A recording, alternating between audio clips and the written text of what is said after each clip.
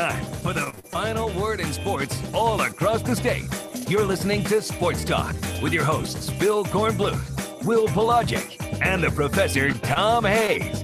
You've been waiting all day, so join the show now by calling 800-956-7266. You can't let one loss become another one, and you can't harbor on what happened the other night. It was a very disappointing loss. We had a hurt locker room, and that was strictly my point with our team. We're going to restart. We're going to be positive. We're going to move forward. We're going to learn from our mistakes and move forward. No, they're all tough. They all present their own challenges from week to week, and we see it all. Triple option to spread to I formation. Play Florida State. You're gonna see a little bit of everything through the course of our season, and they're all difficult. They all present big challenges.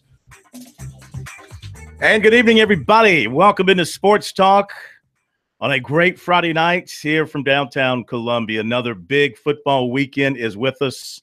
Plus, we have the baseball playoffs going on. We've got NASCAR at Charlotte. We have got NBA preseason, if you care about that. So much to do, so little time to talk about it. We got it all covered for you here tonight on Sports Talk.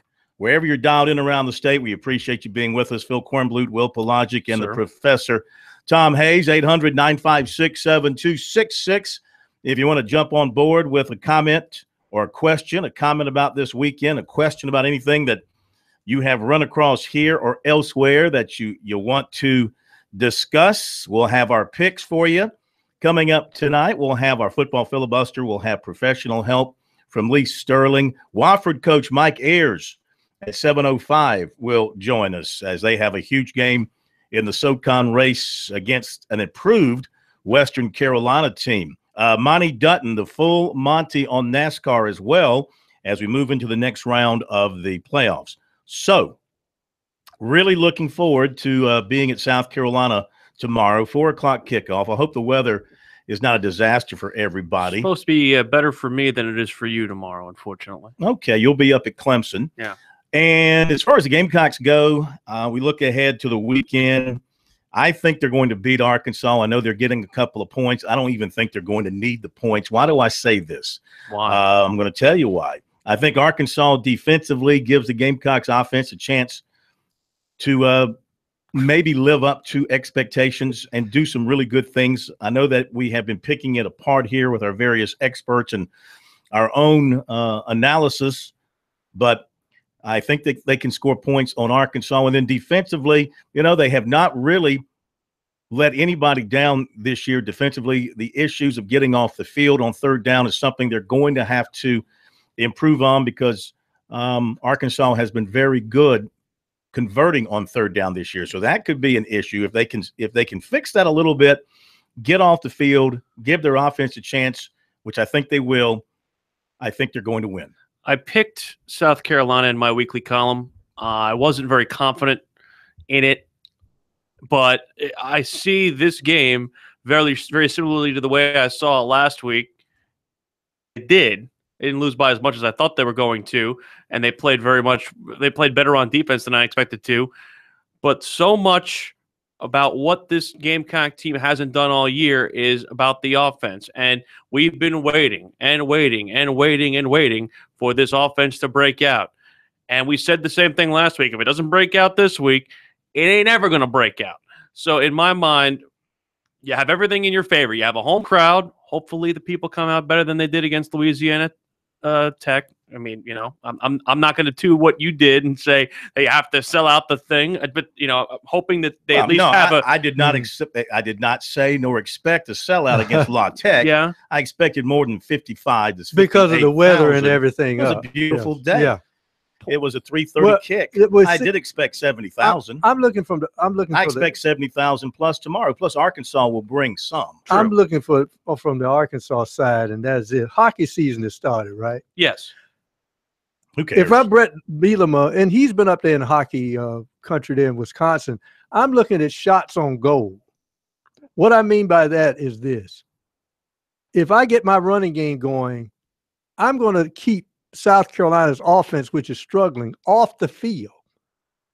We'll get a working margin, and if I do that, I'll get that offense in panic mode, trying to catch up in front of the home crowd and maybe we get a turnover or two, and we can win this game in Columbia, just limiting their possessions. It's not about shots, Pro. It's about goals.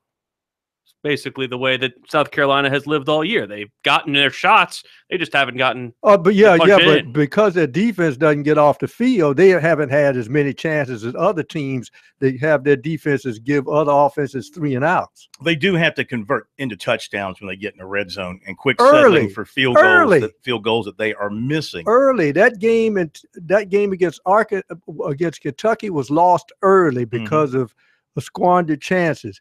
That game at Texas A&M was lost early because of squandered chances. Clemson and Wake Forest, I'm going with the Tigers to cover. Don't let me down like you did against Boston College. Same. I'm riding your coattails, all right? Rise up tomorrow and score some points and put these guys away. Now, we're going to hear from Stan Cotton tonight, the voice of the Demon Deacons. We'll get some insight. Now, this is a good Wake Forest team. It's better. No, this is a good Wake Forest Better team. than they've been. Well, this is why can't you say they're a good team? They're 4-1. They're 1-1 in the league. They played. What he said. I'm going to tell you. What he said. They beat Presbyterian. Uh-huh. They beat Boston College. They beat Utah State. They beat Appalachian State.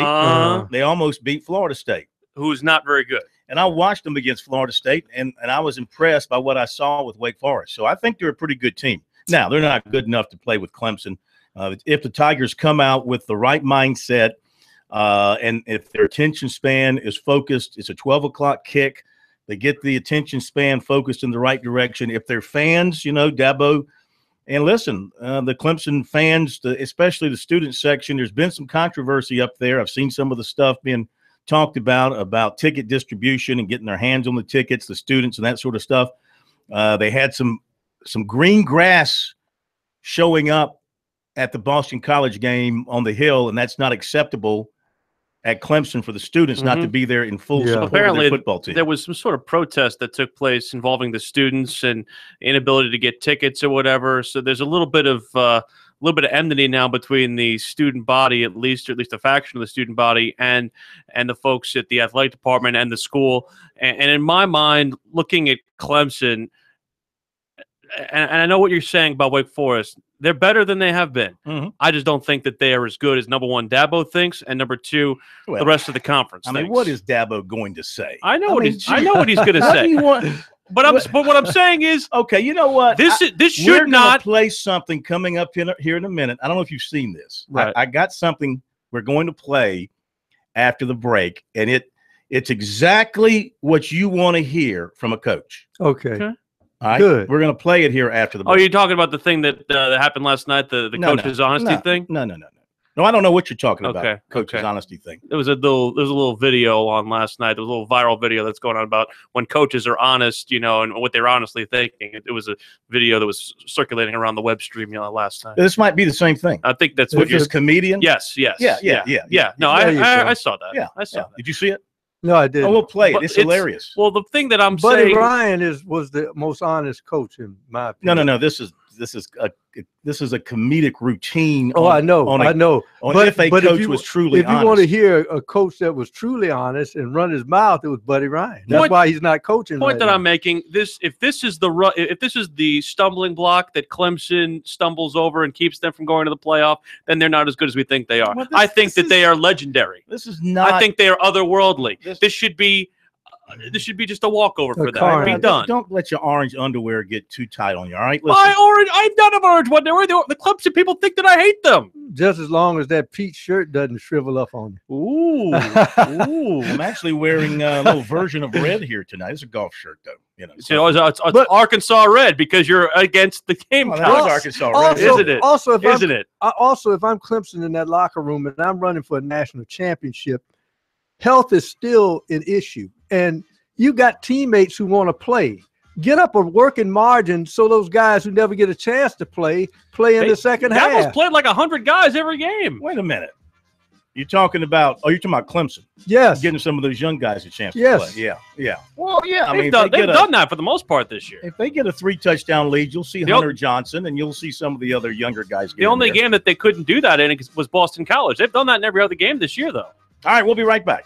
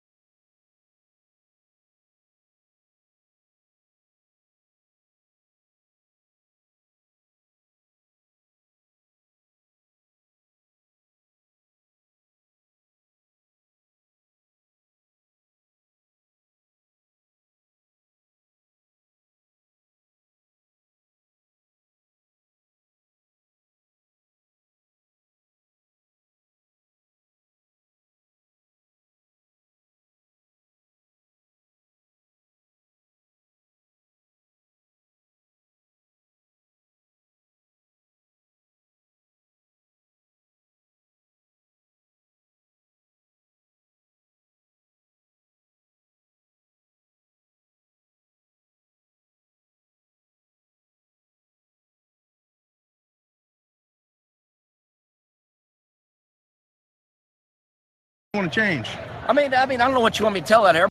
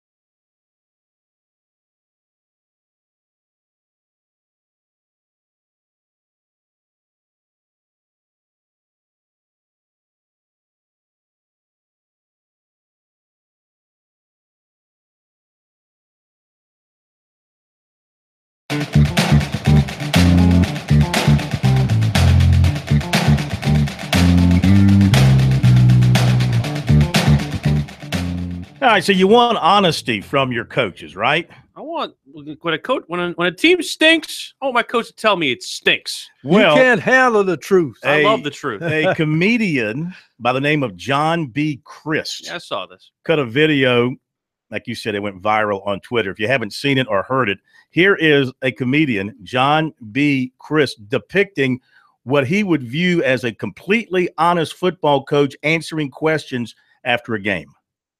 Hey, coach, is there anything you want to change? I mean, I don't know what you want me to tell that. Everybody's like, football's a team game. Okay, it's not a team game. Okay, I did my part. All right, I put in a great game plan. I mean, these players, they're horrible. My players are no good. I mean, everyone's like, no excuses. I got 22 excuses, 11 on my offense and 11 on my defense. Our offensive coordinator is terrible. He gets half of his plays off of Madden rookie mode. I mean, the guy is no good. You know, our offensive line, it's like Obama's immigration policy. Let everybody through. Do we have a chance next week? No, we don't. We're 0-8. We're not good at football. I got 3 white receivers. Our red zone defense is like Oprah. Like, you get a touchdown, you get a touchdown, you get a touchdown. Our quarterback, look at the playbook. We put in plays for Peyton Manning. He plays like Cooper Manning. I mean, the guy's just not good at football. No credit to the other team, okay? The other team is awful. We tried to recruit bigger, better players to come play for us, but they went to good schools. I put in the game plan. These kids can't execute. Third down, terrible. I know we need better players. I get it. We can't win with the product we got in the field here. Like, I'm down to Rick Pitino some guys if I need to, but not at this level. I'm not going to jail for these kids. I mean, they're all talking in the locker room like, we're a team. We're in this together. No matter what happens, we're together. Like, not me, dude. I'm out of here. This team's terrible. Wow. There's your honesty right there, okay? Let's welcome in David Shelton of the High School Sports Reports and the Charleston Post and Courier. See if we have any honest high school football coaches out there who'll talk about their team. Our high school report brought to you by Farm Bureau Insurance. With new auto insurance rates from Farm Bureau, you could be saving a whole lot of money. Even if you received a quote before, rates are now more competitive than ever. So get a no obligation quote today at favrates.com. So you ever heard a high school coach be that honest? No, but God, I wish I could. I have always said, just like Dabo Swinney at Wake Forest, I want a coach to walk up to the podium. Mike Leach is the closest thing to being totally honest. And I want Dabo to go, are you kidding me? Yeah. We got better players than Wake Forest. You think Wake Forest can beat us? Are you serious? You know, it's just, and high school coaches are even worse because they don't want to obviously criticize their own kids. But you know what? There are a few who have done that. what you just heard, and I circulated that on the internet today myself. Yeah, David, because I heard it. And off the record, they will tell you that stuff, but on the record, they will never say. David, every team is not well coached and well prepared and will give us a run for our money. No, that's not the truth. You know, Steve Spurrier was about as close to that as anybody when South Carolina was playing like an FCS opponent.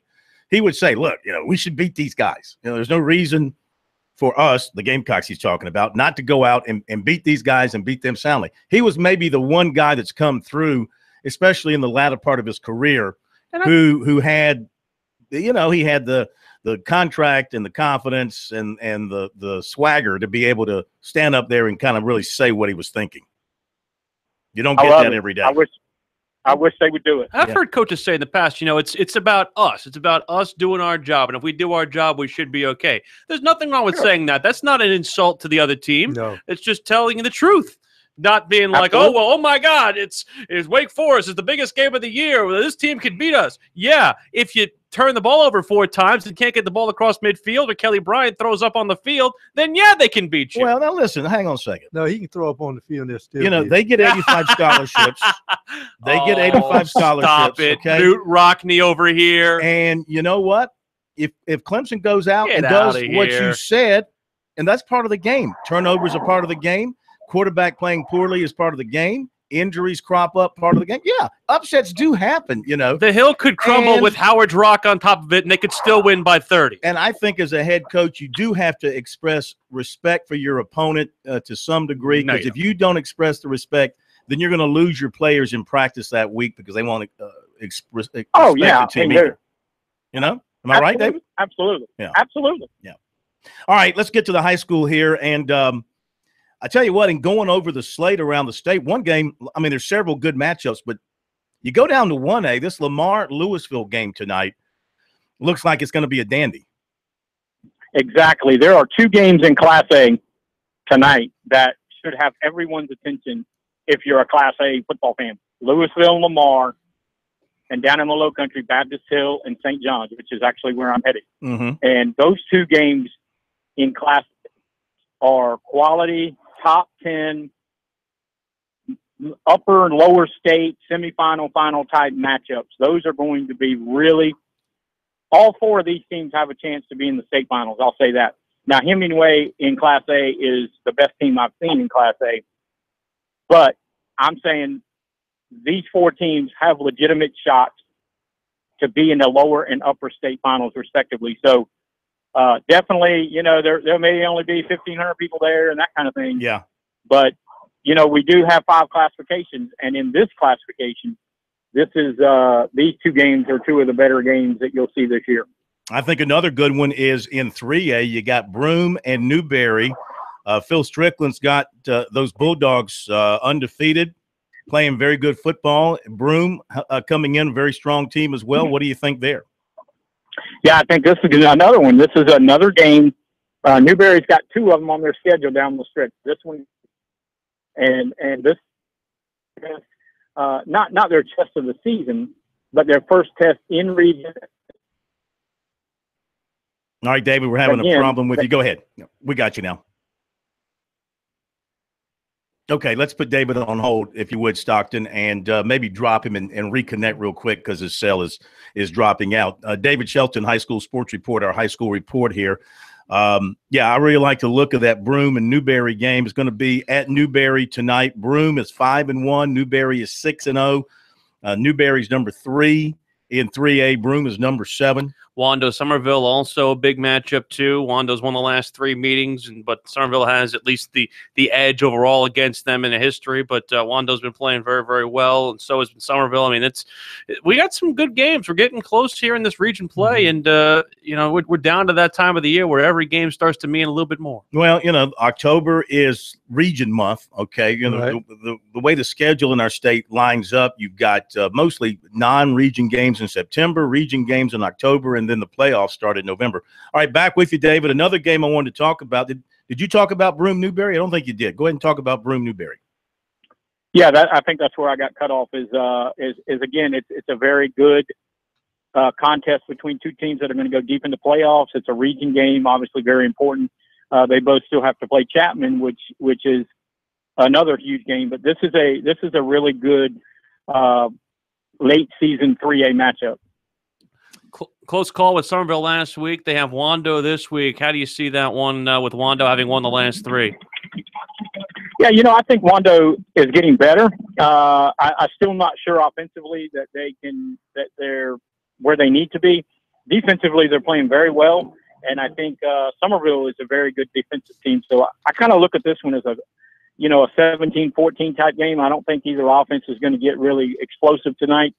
It'll be a defensive struggle, but I think Somerville is a better team. All right, and let me ask you about this East Side team, East Side and Greer, and where did this East Side team come from to get to 6-0? Well, they got a lot of veteran players. They got a lot of seniors that have played for a couple of years, and they've been kind of building towards this. And you got a new coach who comes in from Blythewood, and but he inherited a very good team. And their quarterback, Jordan Morgan, is a player. I mean, he can make plays. He's a lot like Colton Bailey that's over at Chapman. Not a great big guy, but a guy that can really make a lot of plays. And that's going to be a really good game. This will be, for East Side, if they can beat Greer, they're going to legitimize their whole season. People are going to start paying attention. If Greer takes care of them tonight, you're going to see them fall down in terms of the eyes of the state. All right, David, thank you, my friend. We appreciate it, and we'll look for you tonight on the high school scoreboard shows. David Shelton of the High School Sports Report. Don't forget the high school scoreboard shows tonight come your way at 10, 10:30, and 11 here on South Carolina Radio Network. When we come back, it's truly the moment you've been waiting for all week. That is, of course, the football filibuster. It's a dead heat right now between the governor and the general. We'll see how they'll try and break that tonight. That's coming up. I will.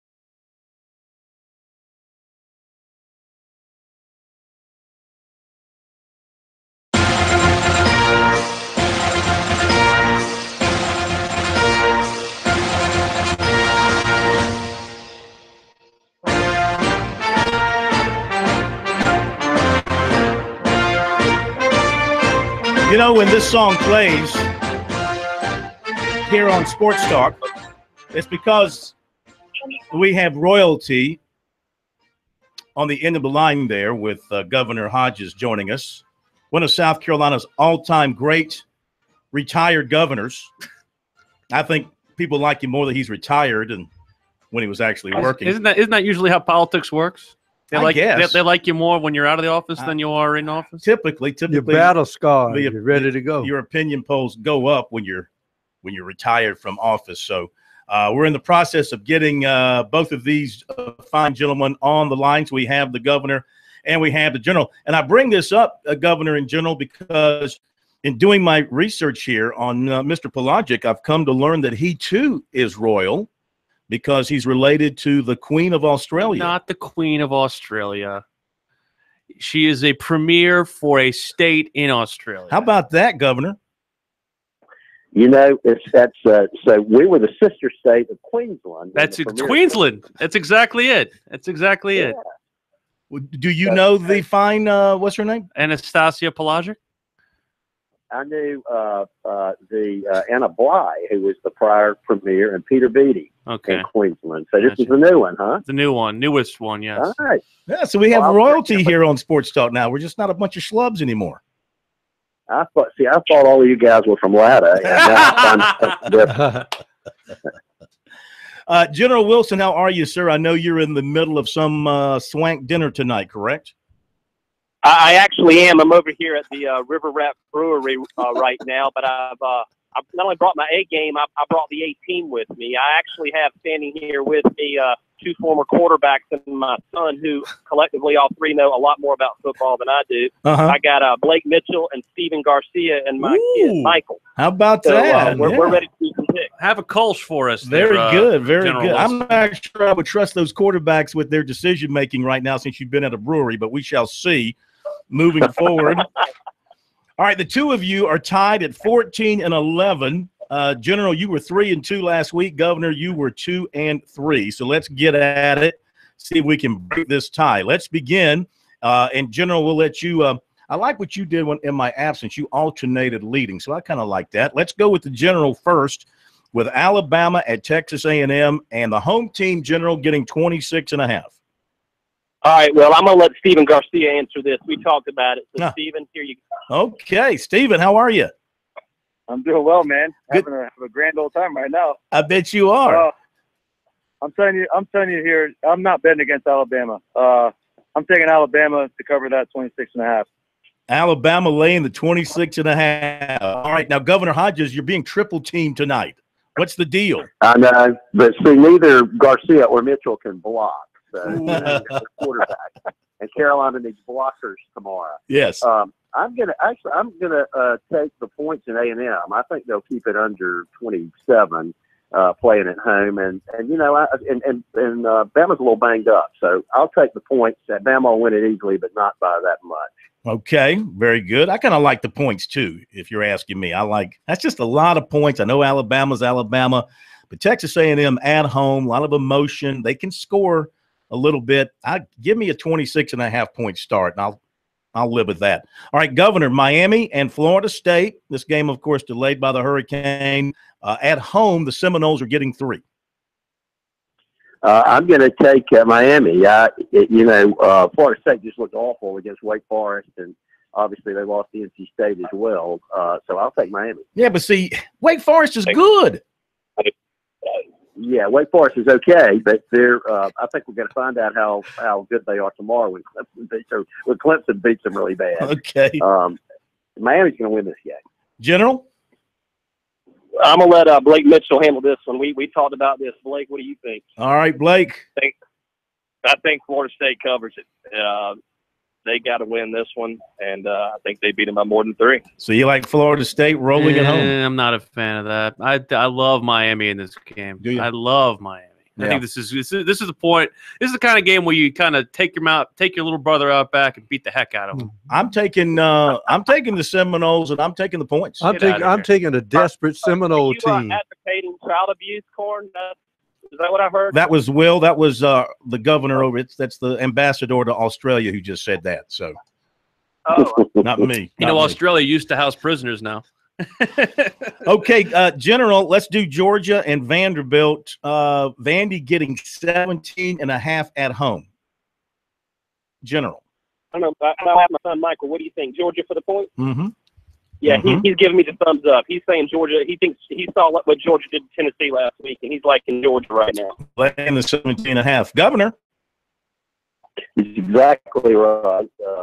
The Georgia looked really good last week, and I think that they're going to easily handle Vanderbilt. Yeah, I'm with that too.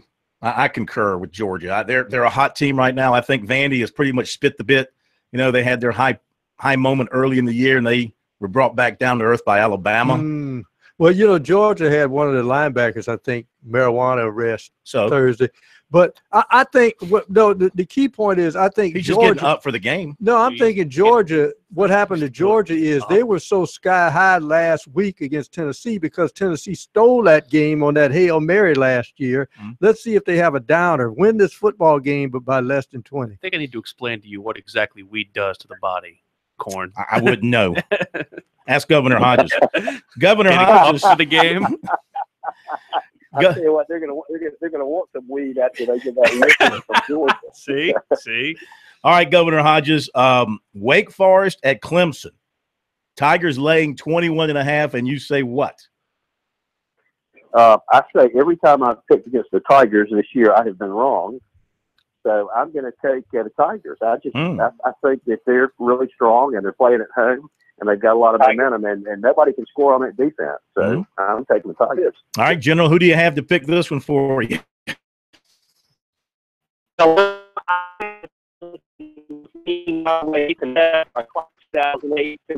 locked up, and he also agreed with us. We're all picking Clemson to cover the spread on this one. You all want Clemson. All right. Who's picking up the tab over there for this thing? Is that on your bill? Is that a state government tab we're running over there or what? Having a good time. Okay. You got something you want to say? I just want to make sure that they save a culture for me when they get down there. You heading over there when we're done here? I didn't say that I would, but I might have to. All right. Final game is Arkansas at USC. The Gamecocks at home getting 2.5. General? All right. I just read recently that Arkansas was 0-4 against the spread this year. So and our teams are pretty evenly matched. We're dinged up, but with the home field advantage, I say Carolina covers. I agree, Governor. Well, I've got Cam Newton helping me pick this game. So bad choice this week, huh? That's funny. Well, listen, Cam is a sexist, and the woman who asked the question apparently is a racist. So, I don't know which label is worse, okay? But everybody's labeled as something these days. All right. Well, I'm going to label the Gamecocks a winner tomorrow. Look at you! You're still sharp in your latter years. You're still sharp. Yeah. There you go. Yeah. He's not bad for an old guy. Well, I think it's all that wine he drank in Vienna when he was there last week or whatever. Italy, Venice, not Vienna. Oh, I'm sorry. Where were you? Vienna is Austria. Austria, yeah. You need a geography. First off, we need to give you lessons on narcotics, geography, and government in international countries. You are completely off base on all three of those That's things. because he's on weed. My goodness. It must be Friday. Now, General, a chance for any amendments here. You care to? No, I'm gonna stay with my pick. You're sticking with them. Governor Hodges, your chance Me for amendments. I'm fine with them. You're good with them. Okay. Hey, General, tell everybody over there we said hey and thanks for participating. Thanks, guys. Look forward to talking to you soon. Thank you, Governor. As always, our pleasure, man. Thanks for joining us. You bet. Take care. All right, Jim Hodges and Attorney General Wilson, there you go with their picks. So they are only differing on 2. Miami, Florida State, Texas A&M, Alabama. That's not fun. Well, I like them better when they disagree. Well, I mean, sometimes you just got to go with your gut. I mean, they play this thing very strategically. They watch each other's move. As long as there's a little bit of difference and they're in a tie, they know that one or the other can move up here. That's why I alternated last week. I was making that happen. I like that. Be right back.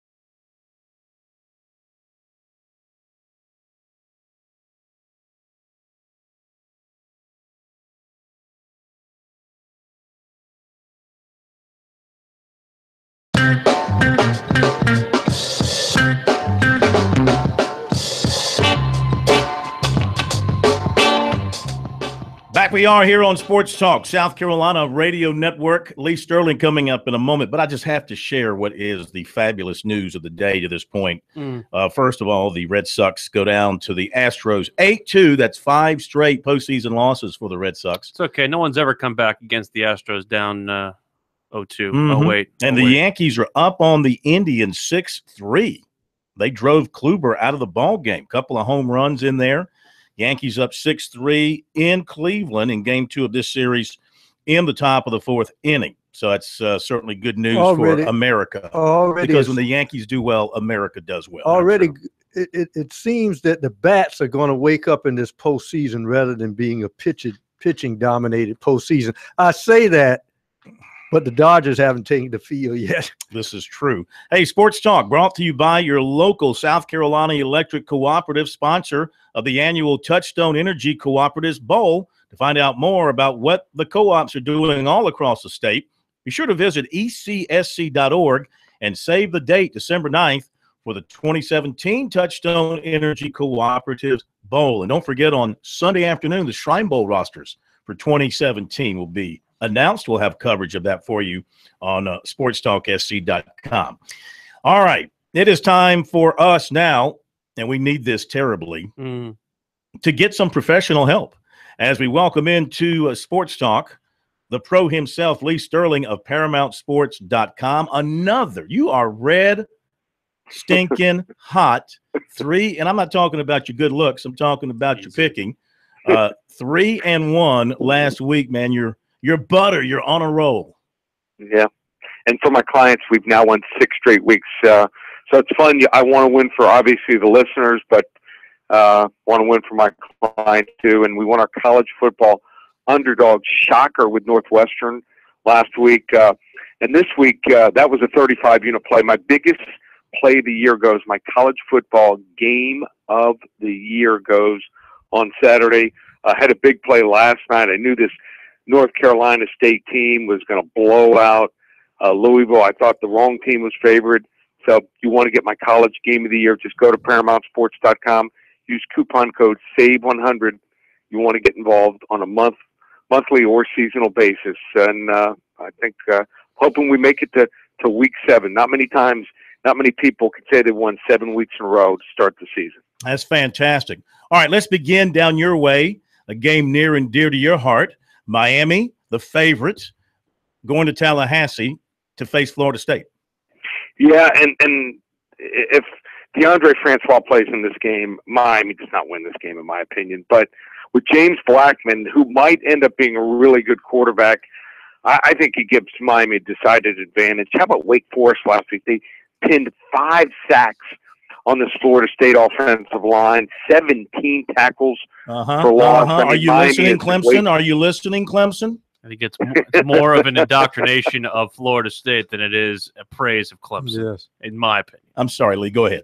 Or maybe a combination of both. Something. For all the hype about the FSU running game, they still rank 121 out of 130 Division I schools. Rozier, the quarterback from Miami, might be due to throw a pick 6, but I still think Florida State has the better talent, but Miami, for once, is finally the better team. And as they say sometimes, when they introduce a fight at the UFC card, it's time! Miami finally beats Florida State 24-17. There you go. All right. What about here in Columbia? Gamecocks, home dogs, getting 2 against Arkansas. A team, surprisingly, if you haven't paid attention, the Gamecocks have got a little bit of a winning streak going up against Arkansas. Yeah, and they also are going to be under the radar because people, they remember the loss to TCU, and might be one of those teams people forget about. Jake Bentley was sacked 7 times last week versus Texas A&M. This South Carolina team just battered on the offensive line here. Arkansas, number 25, holding opponents to 78 yards per game, less than their average here. Gamecocks also seem to have trouble against the SEC West. I like Arkansas in this game, 31-24. Clemson laying 21 against Wake. Now, they handled Boston College in terms of winning, but it took them a while. They didn't cover with a big spread. Here's another big spread. Can they cover this? No one talked about this play, but the opening play of the Florida State-Wake Forest game, Florida State runs that ball back for a touchdown on the kickoff, and they called a block in the back. I looked at that play like 10 times. The guy, you can't turn away from a block as it's coming. I thought it was a bad call. Might have changed the game here. This Wake Forest team has trouble with elite speed, and Clemson on both of the sides of the ball has that. Wofford, this kid plays hard, but he last week he faced a pretty good defensive front. This week he's going to face a great one. Wake Forest has to be down and wondering what they could have done last week. I like Clemson 41-13. Yeah. See, all right. See. Well, okay, I'll give you that. That's my guy. Lee is all over it. All over it. All right, to the league, and I need the Panthers to do me a favor for my Packers and take care of the Lions, and they're getting 3. What are you thinking this one? I think they might be able to do it. Detroit's come a long way, offensive and defensive fronts, but when Carolina attacks and they play hard, they've got a shot, and Cam Newton finally looks 100%. I think the wrong team's favorite. I have Carolina 27-24. I like it. And their game of the week is going to be Georgia-Vanderbilt. Yeah, interesting game here. We're going to find out if Georgia can just keep steamrolling people, or can Vandy, they came close. They were right there with Florida. Can they maybe pull the shocker here? You want to get Georgia-Vandy, just call 800-400-9741. And as I mentioned, my college football game of the year goes tomorrow. It's already up and available. All you need to do, go to ParamountSports.com. Thank you, my friend. Have a great weekend. Talk to you next week. Thanks, guys. Thank you. Speaking of Georgia, they got a big commitment today, quarterback Justin Fields. Mm-hmm. Some say he's better than Trevor Lawrence in terms of the rankings. I don't know about all that, but Georgia piling it up in terms of recruiting, and that takes me into my recruiting report. We know you hate the rankings, of course. Well, I just don't pay any attention to them. So that means that the guy from Washington I don't going back to the West Coast. Why should I trust? Why should I trust the people who are doing the rankings? I know. I'm messing. You trust? I'm honest messing opinion. with you. No, I'm asking you. Do you believe in the rankings? Do you think they accurately reflect how good a player is, or will be? And what is the purpose of the rankings anyway? I like to have all the available information in front of me. I don't think it's gospel. I don't think anything's gospel unless my eyes are looking at it. That's all it is. Wide receiver Justin Ross of Phoenix City, Alabama. They say he's a 5-star. A top uncommitted target on Clemson's board. Receivers coach Jeff Scott is in almost daily contact, according to Ross, who made an unofficial visit for the Auburn game. He plans to return on an unofficial for Florida State, and then his official visit the next weekend for the Citadel. He says he likes him a lot, talking about Clemson. They tell him he can be a great weapon for their receivers, and he would fit right in. Of course, Clemson throws it a lot. Last weekend, he went to Auburn to watch the Tigers take down Mississippi State. Not taking a visit this weekend. Clemson is the only official visit he has set, but he'll also set officials with Alabama and Auburn. No leader at this point. 2 prospects who have made several unofficials to USC over the past year will make their official visit this weekend. Defensive back Israel Mukuamu of Bossier City, Louisiana, formerly at Berkeley, currently a Florida State commitment, is scheduled for his official visit there in 2 weeks at Florida State. He's also looking at Indiana, Georgia, Louisville. And linebacker Dax Holyfield, Shelby, North Carolina, most recently was at USC for Kentucky game. He also has taken an official visit to Florida State, and he has future officials with North Carolina, Virginia Tech, and Stanford. USC will have several other prospects in for the Arkansas game on unofficial visits. One, of course, could be defensive end Dorian Gerald of Florence and College of the Canyons Junior College in California. And according to reports, offensive line target Dylan Wanham of Tucker, Georgia, also plans to be in with his family. His brother, of course, is a Gamecock defensive end. With the noon kickoff against Wake Forest, Clemson will not have many of its targets in the 2018 class on hand. Offensive lineman Jordan McFadden of Dorman, Virginia Tech commitment, said he will not be going to Clemson on Saturday. We'll be right back.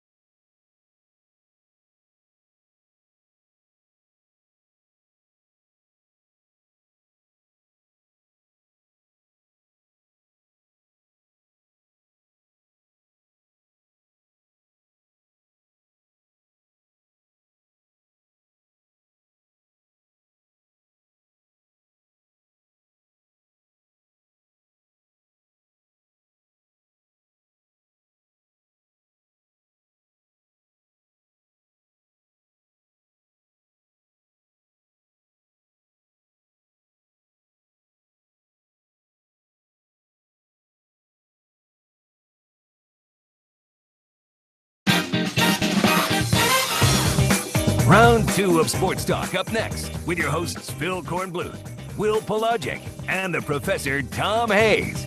Don't leave us hanging. Join the show, 800-956-7266. Okay, we're back at Sports Talk South Carolina Radio Network here on this very busy Friday night. Coach Mike Ayers of Wofford coming up in just a moment. I wanted to finish up with recruiting here. Had a couple of more final notes to get to. Maybe Coach will enjoy hearing some of this. Maybe he won't, but I'll run through it very quickly. Clemson target offensive lineman Jamari Sawyer of Atlanta going to take an official visit to Florida this weekend. He told UGAsports.com he's had Clemson and Georgia as his top 2. 2019 defensive lineman D'Angelo Griffin of Cordele, Georgia, planning a commitment soon, and USC is one of his early offers. And his best friend, linebacker Adarius G., a teammate, is already a USC commitment. And in basketball, just checking on a couple of visits here, USC target 6'8" Simi Shaitu of Vermont Academy going to Vanderbilt this weekend. USC women's target 5'11" Kristen Williams of Little Rock, Arkansas, going to Texas this weekend. 6'2" Aquira Acosta of Sacramento, California, USC target, visiting Baylor this weekend. And 6'4" Olivia Nelson Adoda of Winder, Georgia, another Dawn Staley target, is visiting Florida State this weekend, possibly with her AAU teammate Morgan Jones. There you go with recruiting. Remember to check it out regularly on our website, sportstalksc.com, and on Twitter. Use the hashtag #STRecruiting. We welcome in Coach Mike Ayers, Wofford College football coach, here to Sports Talk. How'd you like that women's basketball recruiting info there, huh? Special. We're all over it here on Sports Talk. I'd love to talk about some Wofford commitments, but you keep all your information, so secret up there. You can't get a lick of info. Well, it's too early. Yeah, it really is, and a lot of guys, quite frankly, they may commit now, but they see something a week or two later, and they say, well, guess what? I'm not committed. And so, we try to do it the way that we feel fits us. And you have kids that understand where we're coming from, and they've made a decision. And then you have some kids that understand where we're coming from, and they're not ready to make a decision. So we really don't sweat it, tell you the truth. Yeah. We know that somehow, some way, we're going to get the guys that we're supposed to get. Sure. By the way, when I went up to Louisville a couple of weeks ago for the Clemson-Louisville game, rode right up through your old neck of the woods up there in Georgetown, Kentucky, right up the, what do they call that, the Bourbon Trail or something up there? Well, that's one you might say phrase that they use, but it's known as the bluegrass area. Okay. That's horse country. That's beautiful area up there, man. I tell you, that's a beautiful area. It is. It really is. Your team has done really well, Coach. 4 wins to start the year going into this game against Western Carolina. Has there been a common theme or common thread through them? I know you played a couple of close games early, but a nice win for you last week at Presbyterian. Well, I think the common thread is we're not as good as we need to be. We're not as consistent as we need to be.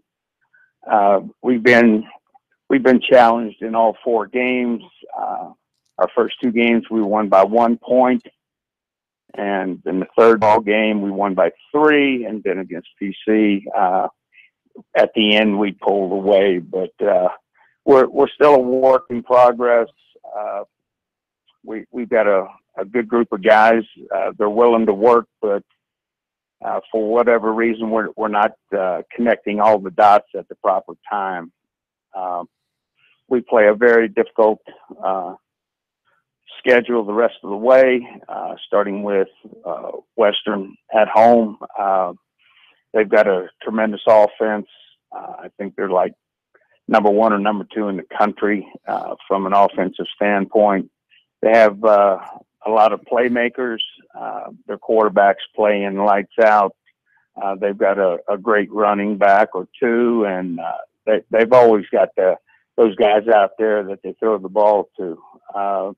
They've got a new defense, a new defensive coordinator, and so there's a little bit of unknown as far as what we might see going into this game.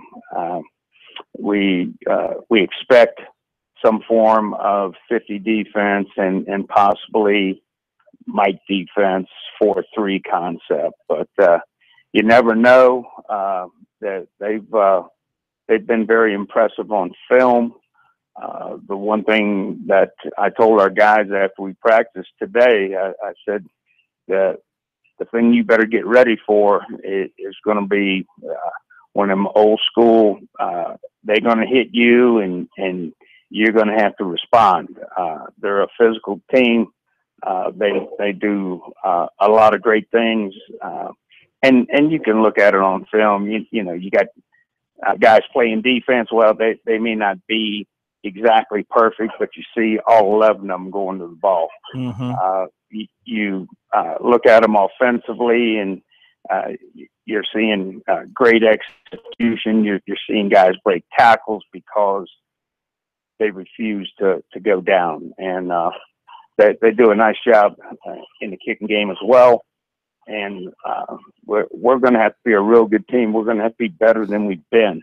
And I just hope that tomorrow affords us an opportunity to show people what we're like, what we can be like, and we'll see from there.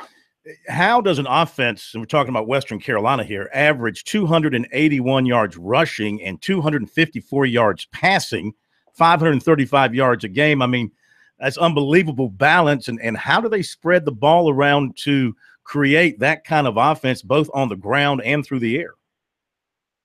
Well, I'm not sure if they have somebody up in the box and they're just tallying up, okay, we passed, time to run. Okay, we ran one, it's time to pass. What's happened is you look at them on film, and they're going to get anywhere from 3 to 4 to 5 explosive plays. And I'm talking about explosive runs going 80 yards, backed up on the 3-yard line, throw a deep fade route. Next thing you know, it's a homer. They're going to do the things that they feel like that they can do. And there are a lot of RPOs incorporated in their offensive concept. And for those folks out there that wonder what RPOs is basically a run pass option. If you give them the run, they'll take it. If you stack the box, then they're going to throw the ball. So it's a challenge. I guarantee it's going to be a tough, hard-fought fight, and we're going to have to execute it at a high level, very high level. Well, like you mentioned, this is the beginning of a really tough stretch. I think we'll know a heck of a lot about your team over the next couple of weeks, because after Western, you've got a trip to the Citadel, and then Sanford comes in. So we'll know exactly kind of where you stand in a couple of weeks. Right. It's going to be interesting, but we're excited about getting back into conference play. The one thing that I noticed about our kids, we had 2 games back-to-back that were non-conference, and the energy was okay, but it wasn't great. All of a sudden, you get back into conference play, and the energy level popped up. So we're looking forward to it. Kickoff's going to be at 1:30, and we'll take it from there. We wish you the best of luck as always, and thank you for joining us tonight here on Sports Talk. All right. Take care. Thank you. I swear if I hear the word RPO once again, I'm going to punch the wall.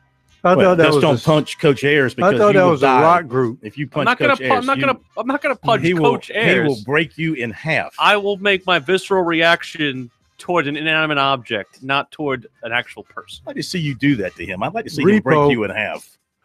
Back in a moment.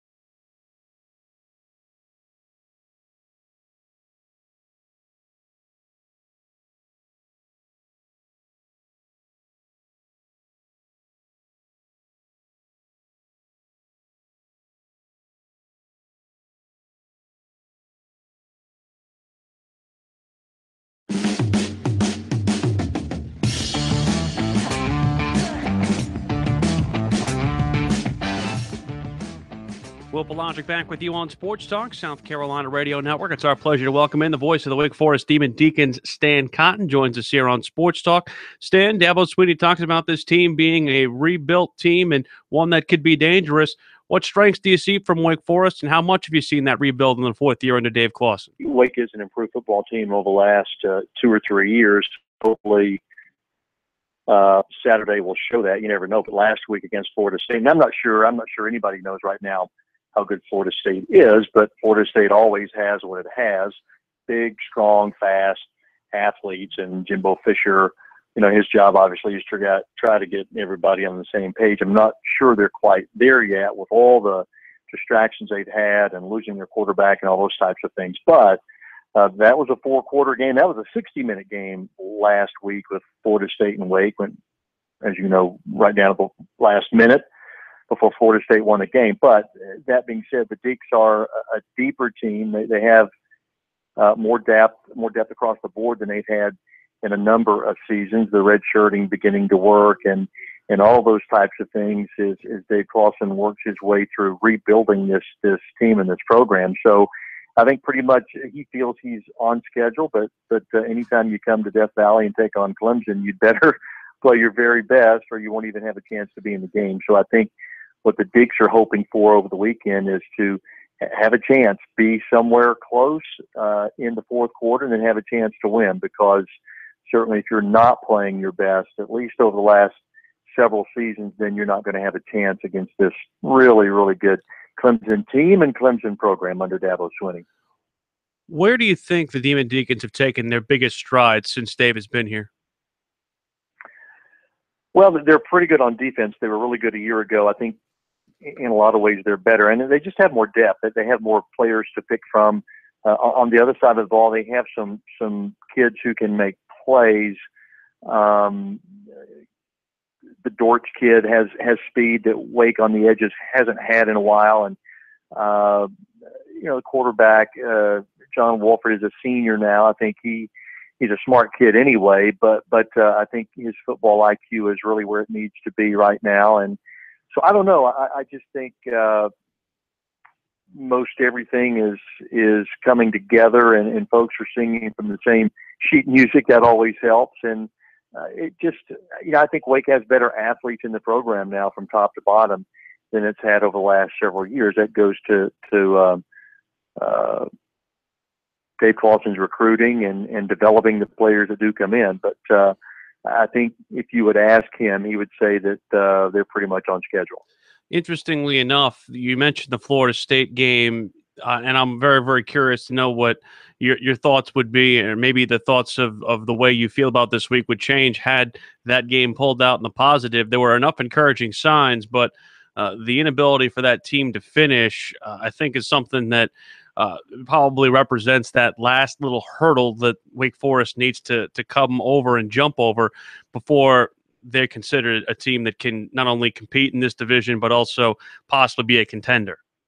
Yeah, no question. You've got to win games, right? I mean, that's the bottom line. You've got to beat the Clemsons. You've got to beat the Florida States. You've got to beat the Louisvilles. You've got to beat those teams that are always in the upper half. You just can't compete with them you've got to every now and then beat one of them, right? And so that's what, and Dave Clawson said as much this week. It's, the Deeks are getting better in competing with some of these teams and programs, but they're not going to be, the Deeks aren't where they want to be until they start winning some of these games. Obviously on the road, it's for whatever reason more difficult. I think it's that way for anybody who plays. And this week at Death Valley, where the numbers are just staggering under Coach Sweeney and homecoming and all these types of things, being an unranked team. I mean, the deck is really, really stacked against you. So you're up against huge odds, and you have to make your breaks. It's not that you can't expect a team like Clemson to help you. Now maybe Clemson will make some mistakes this week. One never knows, but that would be atypical of this team right now. So you have to go make your own breaks on the road and hope, again, as I said a moment ago, to be somewhere within striking distance in the last quarter, and then you never know. Voice of the Wake Forest Demon Deacons, Stan Cotton, joining us here on Sports Talk South Carolina Radio Network as we cover up what's going on with Clemson and Wake Forest. You mentioned John Wolford earlier, a senior season quarterback, a guy who, in contrast to what Clemson saw last week with the redshirt freshman Joshua Jackson, different experience level, but I would say similar styles in the fact that there is some mobility there. How would you compare John Wolford to quarterbacks you've seen? Is there a mold that you think that he fits into?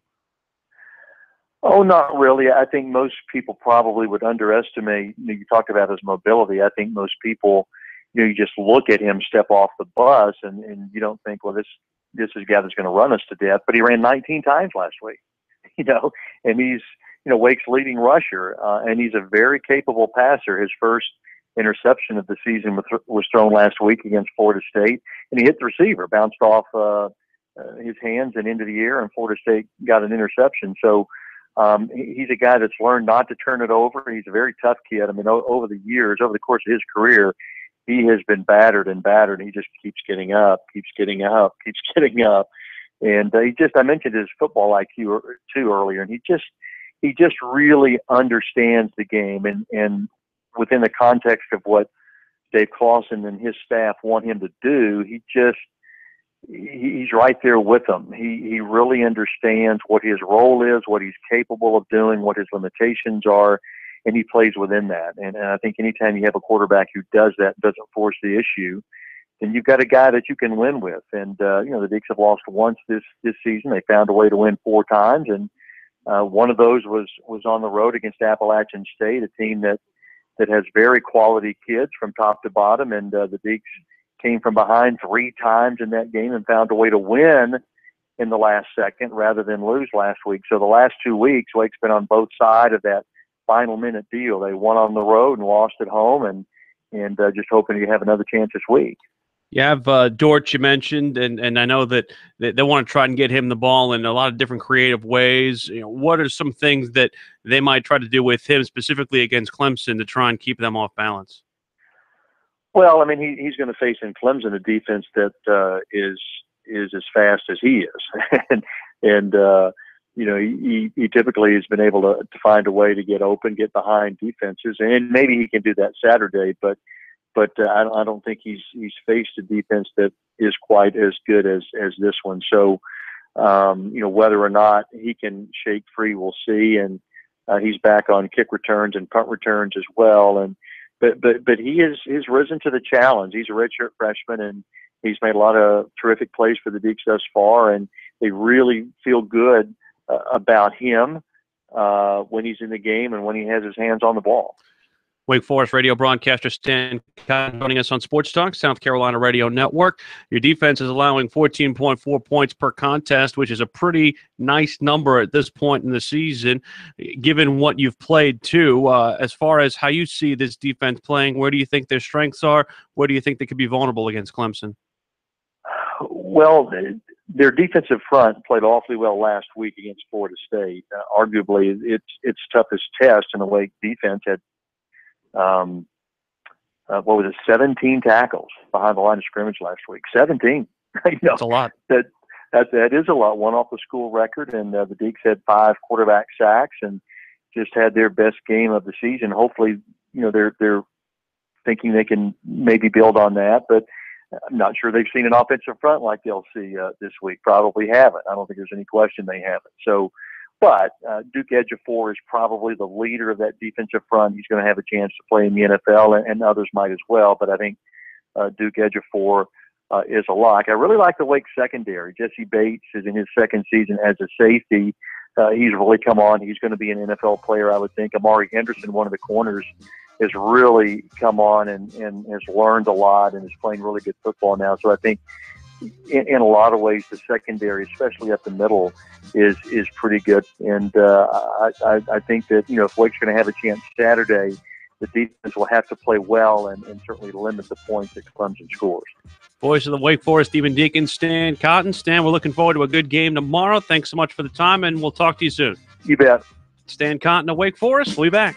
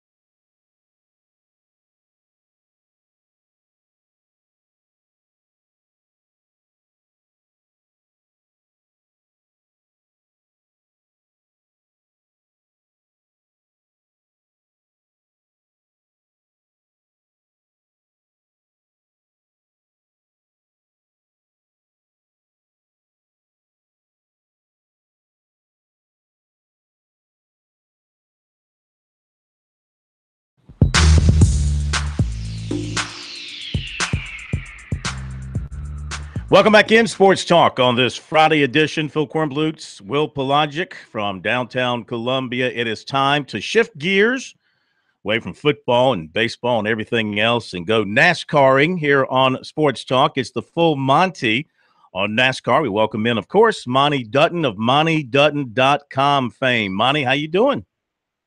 I think I'm getting ready for a really rotten weekend. Why is that?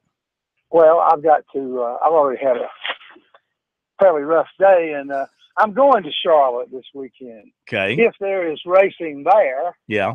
And so the forecast, you know, those long, dreary, rainy days at the racetrack are no fun, so I don't go very often. I just, this is what my late father would have called one of them Dutton deals I've gotten myself into. Let's cross your fingers and hope everything works out from that standpoint. Before we get to Charlotte, let's talk about the first round of the playoffs now complete. We sliced 4 drivers out of the field. What'd you think of the action in the first round of the chase? I thought it was reasonably eventful. I thought that I don't think that I picked those 4 to be the first ones out, but there weren't any major surprise. One that I did pick right was Kurt Busch. That was kind of a long shot that I thought that I would. But I thought that there certainly was a great deal of drama last week because I think most of us who have known his father and known Chase Elliott since he was a little boy, I think it was painful to watch him fall victim to the Kyle Busch pursuit. And, it displayed Kyle Busch's great virtuosity. And I think that maybe Chase may have been rattled a little bit. I think he was reluctant to do anything but just what he'd been doing that got him there. And he pretty much left it open for Kyle Busch. But, I always tell people, and you know this as a broadcaster, fans pull for drivers or teams. Writers pull for stories.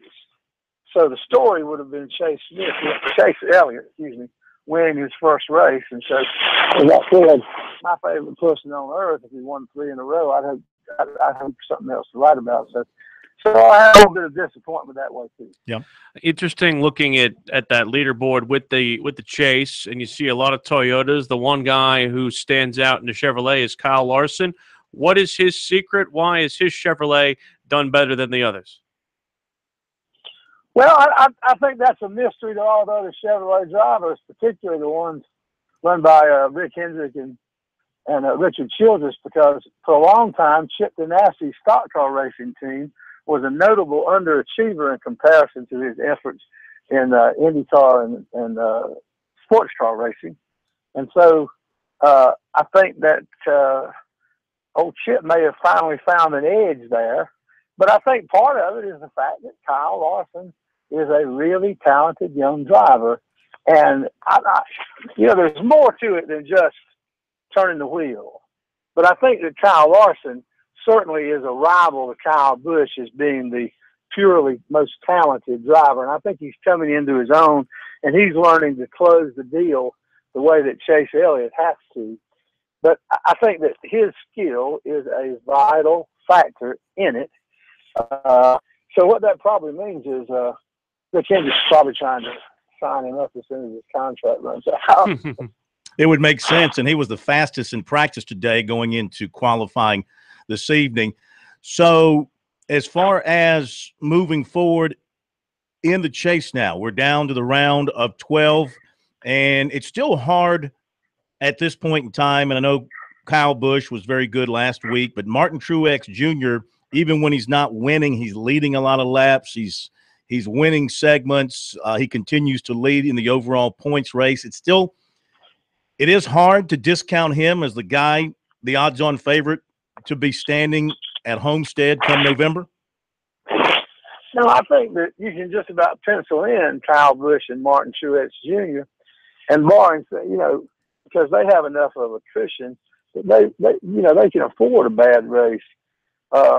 Because of the way the new system checks out. I mean, in terms of getting guaranteeing a champion who has been accruing, is running well all year, I think in that sense, this current system is more just. but that also means that it's not as hard for people who have had a great year to advance until the end. I think there's still bound to be a surprise. There could easily be a surprise. Let's say Sunday or Monday or Tuesday that Matt Kenseth say wins at Charlotte, or someone who's a quality driver, then that's going to shake things up. But I think that this next round is the one where you can just sort of move ahead on what you've done all year. But somebody big is going to be eliminated in these next 3 races, and one of the races is Talladega. So this may be the best round in terms of in terms of tenseness and being desperate to get ahead. Talking with Monty Dutton, the full Monty on NASCAR. All right, I've been holding this question for a while. I think now's a good time to ask you as the season winds down. When we were coming along, we had Cale Yarborough and David Pearson, and for a while, Larry Pearson, South Carolina born and bred drivers who made it to the big time. In the case of Yarborough and Pearson, went on to Hall of Fame careers. And it looked like at the time the state of South Carolina was a major player in terms of producing talent for NASCAR's biggest series. In your opinion, is there anybody coming up through the ranks in driving in South Carolina? Of course, we have a lot of dirt tracks in our state, a lot of racing that takes place at various tracks around the state. You know of anybody young, up and coming, who you feel like has got a chance to be a star on the Monster Cup Series level? Well, I'm going to embarrass myself. I think the best South Carolina prospect is the driver who's almost won in the Xfinity race from Easy. I can't even think of his name right now. But I remember that I was so taken aback because on the 11 o'clock news, the night he lost by half a car length, they mentioned his name and showed the ending, and one of the local stations apparently didn't even know that he was a South Carolinian. Mm-hmm. The fact is that the Clements kid? Are you talking about? Is it No, Clements? I'm not talking about Clements won. Okay. But Jeremy Clements, I also think that he has a lot of talent. But Jeremy Clements is in this game today, if you're not if you're not on the fast track when you're 20 years old, it's tough. And so I think that Jeremy Clements can drive at the cup level, but I don't know if he's ever going to have a ride that's good enough to fuel his ride. Mm-hmm. This is just a consequence. When all of those drivers came up, they're great, but it's a different age now. Stock car racing is the premier form of American motorsports. Everyone who aimed for the Indianapolis 500, 3/4 of them aim for the Daytona 500 now. And so there aren't very many drivers from North Carolina. There aren't as many drivers who are Southern. And there are more drivers in NASCAR from California than any other state. So that's something that those of us hate in the South, but it's just a consequence of success. And for more Southerners to rise, NASCAR may have to fall. Got about a minute, Monty. Give us a pick for Charlotte. Well, last week I just picked a no-win pick in Truex because the only thing that probably stopped him from winning was me picking him. So I probably should play hunch again and somebody who's a little bit offbeat. Austin Dillon won the earlier race at Charlotte this year. So I think that I will pick for this week. I'm going to pick Jamie McMurray, Larson's teammate. Wow. You are stretching. I'm going to go with Jimmy Johnson because it's time. He wins a lot at Charlotte, and you can't really ever be wrong picking Jimmy Johnson. Well, that's right. And I would have probably plucked that one out too, Phil. But last week I said that Dover was probably Johnson's last stand. I said the same thing about Earnhardt Jr. Mm-hmm. And in Earnhardt Jr.'s case, it was a good opportunity. I mean, Johnson had a good finish, but, man, he just hadn't got the car to win this year. Yeah. He's smart, though. Hey, Monty, thank you, my man. Always great talking to you. And we will catch you next week. Hope you can get to Charlotte and enjoy the race, and the rain won't be a problem. That's the full Monty on NASCAR. Check him out online at montydutton.com, and we'll be back.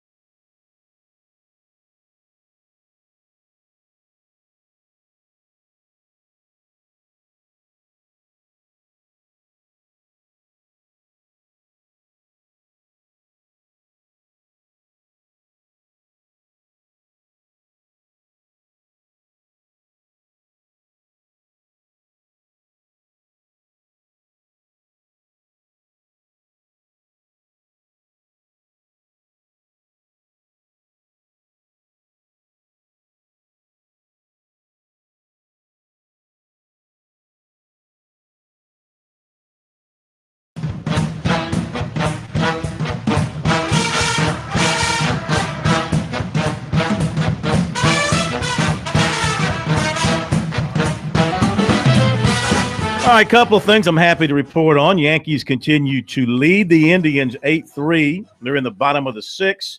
South Carolina State's playing tonight at home against Morgan State, and the Bulldogs have struck. They've taken a 7-0 lead. That game is on ESPNU tonight. Good luck to the Bulldogs there. They need a win in the worst way. South Carolina, Arkansas tomorrow, and we'll get to our picks in just a moment. But the Gamecocks know they've got to get the running game going to help give their defense a rest and to take the pressure off the passing game and off of Jake Bentley. Tyshawn Williams, earlier this week, the Gamecocks' leading rusher, in meeting with the media, was asked, how can they go about getting that running game going? No, we just got to keep attacking it. Keep going back out to practice, getting better.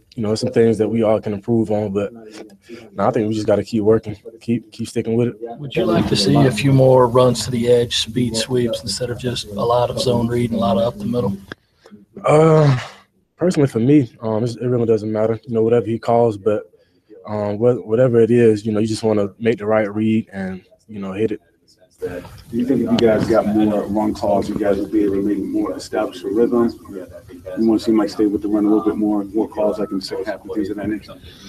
I think, of course, we want to be able to get into a rhythm. I mean, with anything, you're not able to get into a rhythm, it hurts. But, I feel like all the runs that were called were good runs. We just got to continue to, keep going, sticking with it. How big a factor are the offensive line injuries and all that?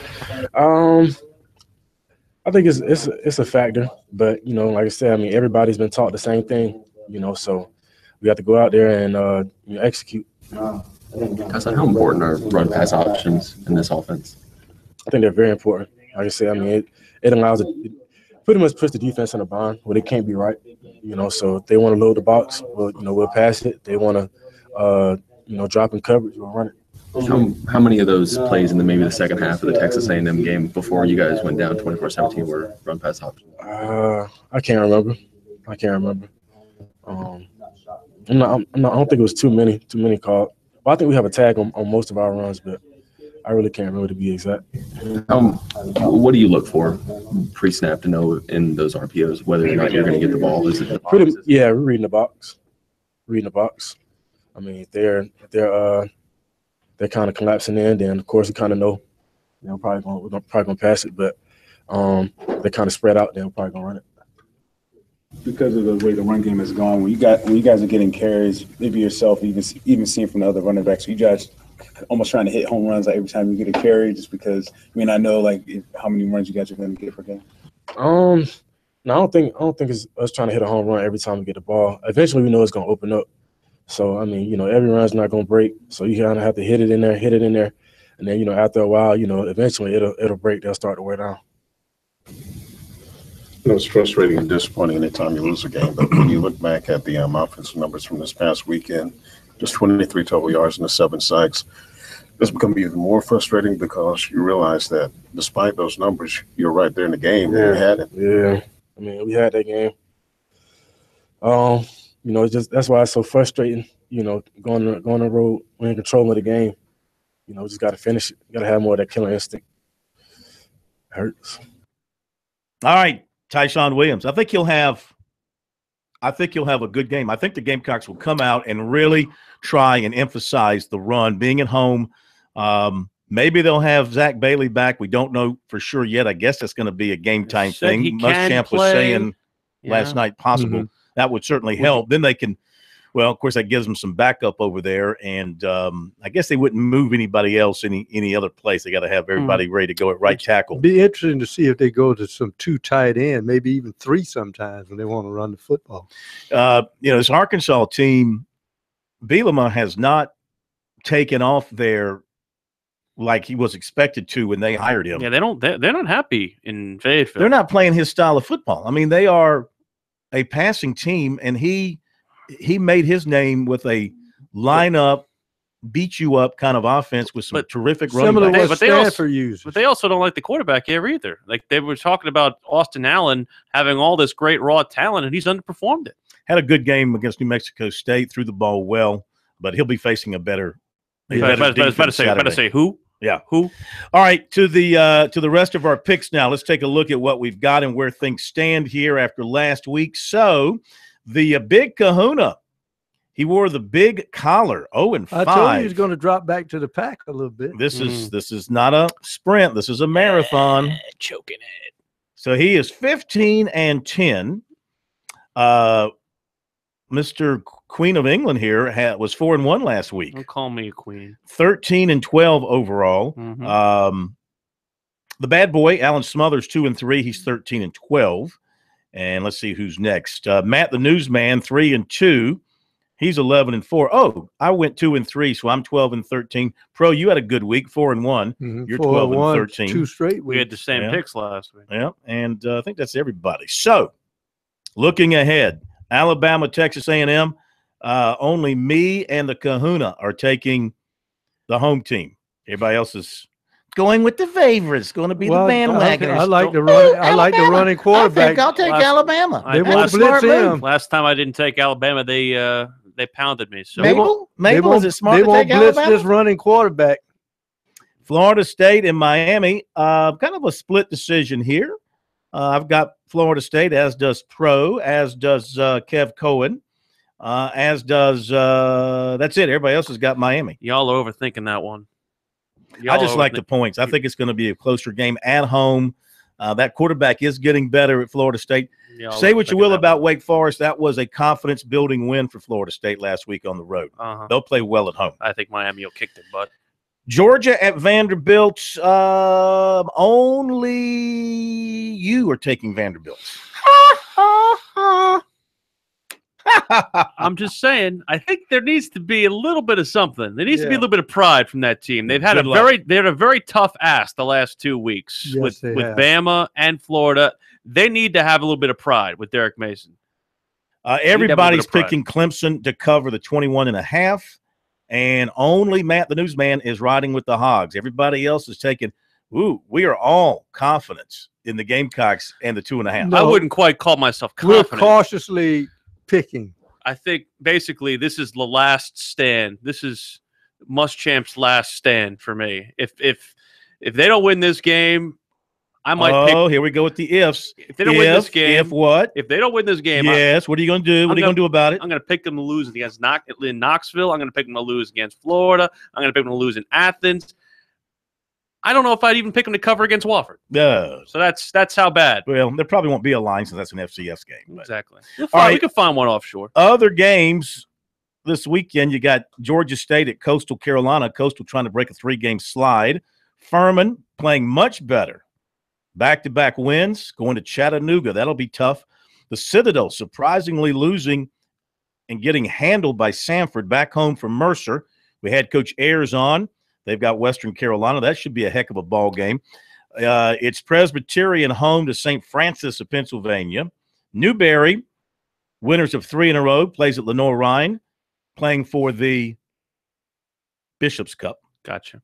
Okay. You've got North Greenville at Catawba and Limestone playing at home against Carson Newman. Gotcha. Oh, and Benedict, I think is I think they're off this week. That's why I didn't mention that.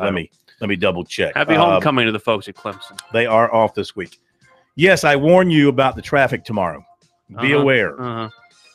Don't be square. The shoulder's pretty people good acting on like they I-85. invented homecoming at Clemson, but actually my alma mater took care of that. Yes, I know. You've told me the story. Actually, Missouri was the first homecoming opponent. No, actually, Kansas was the first homecoming opponent, actually. Now, a reminder that Will be in the upstate, so he'll be covering Clemson and Wake Forest. Follow him on our Twitter account at SportsTalk SC. His coverage on the website afterwards, and, of course, the live Periscope. Absolutely. I'll be at USC Arkansas. Do the same. Follow me on our Twitter feed and also our post-game coverage, SportsTalk SC, and our live Periscope afterwards. You need my towel. I know you're sweating over there at that grand slam by the Indians made it 8-7. But did we get out of the inning? I hope we did. Keep your peach in the closet this weekend, pal. Oh, definitely. I burned it. That'll do it. Have a great weekend. See you Monday.